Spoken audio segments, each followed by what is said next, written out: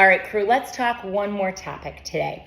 And that topic is, as I lose weight during this 8-week challenge, do my macros adjust or change? That's kind of one approach. The other question that's very much similar to this that I'm getting is, if I do an extra workout, do my macros or numbers change? Should you add calories to what you can consume, or should you add protein, etc.? And the answer is no, they don't. All right, so here's the deal. Again, 6 to 8 weeks is a nice, consistent time frame for you to be able to make proper adjustments, but also proper adjustments that you can be consistent at to be able to see long-term sustained results. So again, I don't want individuals to be in what we would call a cut. So that is where you're pretty calorie deficient. You're at least calorie deficient by about 300 to 500 calories a day.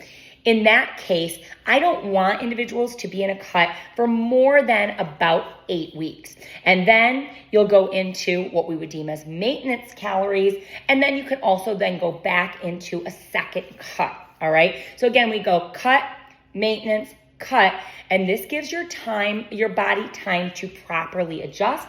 It gives your metabolism appropriate time to again adjust to the changes that you're putting in front of it without hitting a plateau. So that's kind of the answer to one. Number two, the question relating to, do I add calories when it comes to doing bonus workouts or extra workouts? And again, the answer is no. Right now, with where you're at and what you're doing, unless you're an athlete who is doing super intense workouts twice a day, and then in addition to that, you're extremely active throughout the day, that is the only time where I want to adjust your calories or macros to support your kind of overall activity and fitness. In most cases, I try to live under the rule of, one is the fact that you are likely underestimating your caloric intake on a daily basis. Even if you feel like you're religiously tracking, most people are undergauging or leaving about 300 calories a day unaccounted for. Number one. Number two, we also overestimate how many calories we're actually burning during a workout. So those two things kind of offset each other when it comes to that macro calculation. So I've already taken into consideration the fact of workouts that you might be doing even throughout the week. But again, look at workouts as bonus. At the end of the day, the thing that you also always need to be reminded of is you cannot overwork out poor nutrition choices, guys. If your nutrition isn't supporting your goals, going and doing an extra workout is not going to solve that for you. That gets us into the bad habit of thinking that we can eat like garbage and then we can go and work it off. It doesn't work that way.